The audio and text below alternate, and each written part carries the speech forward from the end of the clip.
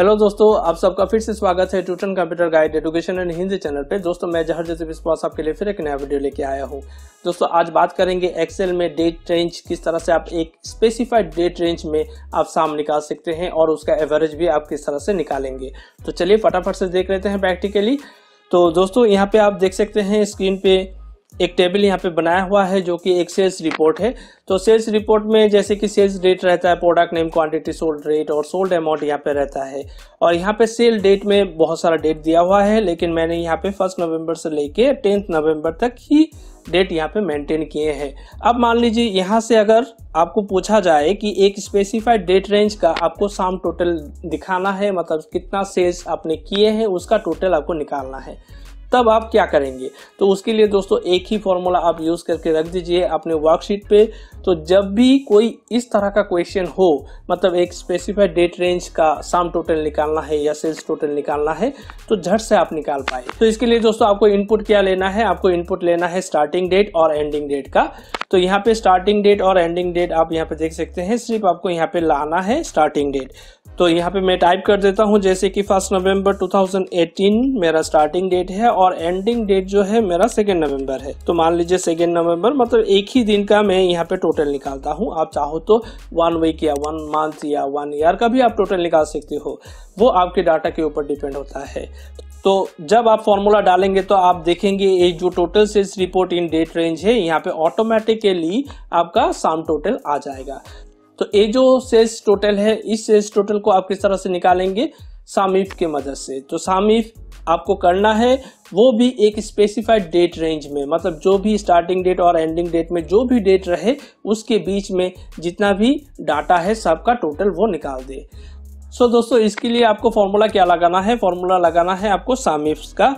तो आप यहाँ पे देखेंगे सम इफ्स आपको यहाँ पे ले लेना है सम इफ्स, और उसके बाद में आप यहाँ पे देख सकते हैं सम इफ्स का जो सिंटैक्स है वो क्या है। पहले आपको डिफाइन करना है सम रेंज और उसके बाद में देना है क्राइटेरिया रेंज और उसके बाद में देना है क्राइटेरिया।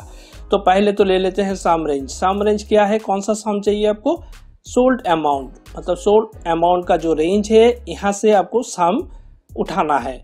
तो आपको यहाँ पे क्या लेना है, सम रेंज पहले आपको डिफाइन कर देना है और उसके बाद में आ रहा है क्राइटेरिया रेंज। अब क्राइटेरिया रेंज क्या है, क्राइटेरिया रेंज कहाँ से लेगा, क्राइटेरिया रेंज यहाँ पे आप देख सकते हैं सेल्स डेट। तो सेल्स डेट का जो रेंज है उसको आपको सिलेक्ट कर लेना है। सिलेक्ट करने का बाद आपको यहाँ पे देना है कॉमा और उसके बाद में देना है क्राइटेरिया। अब आपका फर्स्ट क्राइटेरिया क्या होगा, फर्स्ट क्राइटेरिया होगा स्टार्टिंग डेट। अब स्टार्टिंग डेट को किस तरह से लिखेंगे, मतलब अगर एक स्पेसिफाइड रेंज या स्पेसिफाइड कंडीशन के ऊपर अगर आपको फॉर्मूला बनाना है तो वहां पे आपको क्या डालना होता है, ऑपरेटर। ऑपरेटर यहाँ पे क्या होता है, नॉट इक्वल्स टू है, इक्वल्स टू है, greater than equals to, less than equals to, इस तरह का ऑपरेटर आपको यहाँ पे डालना होता है। तो डेट के लिए भी आपको इसी तरह का ऑपरेटर आपको यहाँ पे डालना है।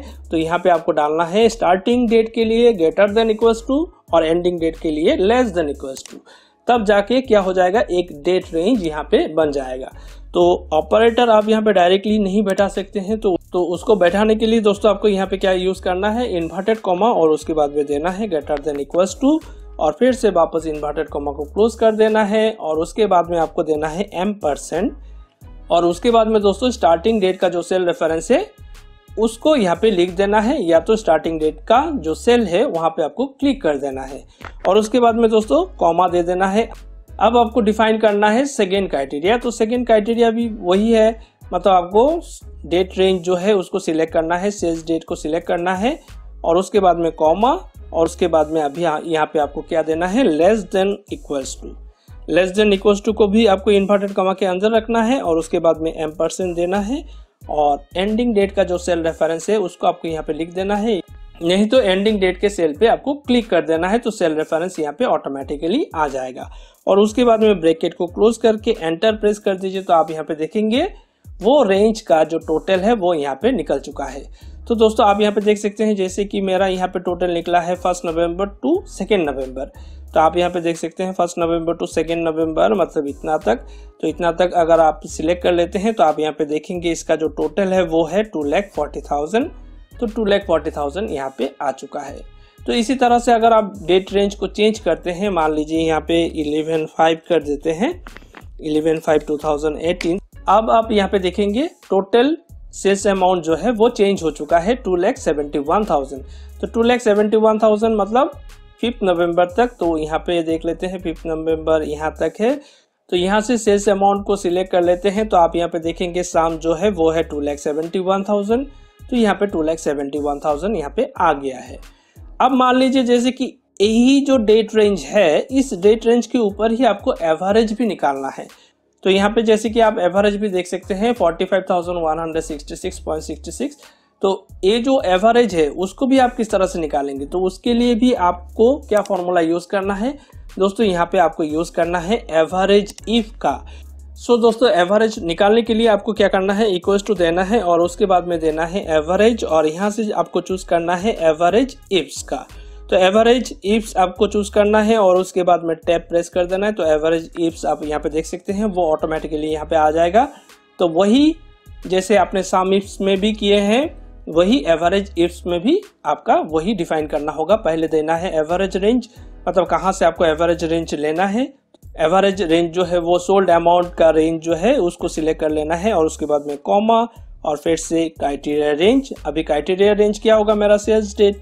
तो सेल्स डेट को सिलेक्ट कर लेना है और उसके बाद में कॉमा देना है और फिर से वापस ऑपरेटर को भी आपको इन्वर्टेड कॉमा से डिफाइन कर देना है और उसके बाद में %, देन स्टार्टिंग डेट, फिर कॉमा और फिर से वापस आपको डेट रेंज को सिलेक्ट करना है। सिलेक्ट करने का बाद दोस्तों आपको यहाँ पे देना है कॉमा और फिर से ऑपरेटर आपको यहाँ पे डिफाइन कर देना है लेस देन इक्वल्स टू, और उसके बाद में % देना है और एंडिंग डेट का जो सेल है उस सेल रेफरेंस को यहाँ पे डाल देना है, ब्रैकेट को क्लोज और एंटर। आप यहाँ पे देखेंगे 45167 जो कि आप यहाँ पे ऑलरेडी देख चुके हैं, जो हमने यहाँ पे किए थे 1 नवंबर से लेके 5 नवंबर तक। तो 5 नवंबर से 1 नवंबर तक सिलेक्ट करने का बाद दोस्तों आप यहाँ पे देखेंगे साम जो है वो है 2,71,000 और एवरेज जो है 45166.66। तो आप यहाँ पे देख सकते हैं 45167 जो कि एवरेज यहाँ पे निकल चुका है। तो दोस्तों इस तरह से आपको क्या करना है, सम इफ या एवरेज इफ की मदद से आप एक स्पेसिफाइड डेट रेंज का कैलकुलेशन कर सकते हैं। सो उम्मीद है दोस्तों आपको वीडियो पसंद आया है। अगर वीडियो पसंद आता है तो प्लीज़ लाइक बटन पे क्लिक जरूर कर दीजिएगा और जितना हो सके उतना इस वीडियो को शेयर जरूर कर दीजिएगा। अगर आप मेरे चैनल पे नए विजिट किए हैं तो प्लीज़ सब्सक्राइब बटन पे क्लिक जरूर कर दीजिएगा और साथ में एक बेल आइकॉन दिया हुआ है उस पर भी क्लिक जरूर कर दीजिएगा ताकि आपको फर्दर अपडेट्स मिलता रहे। धन्यवाद दोस्तों, फिर मुलाकात होगी नेक्स्ट वीडियो के साथ। Bye bye.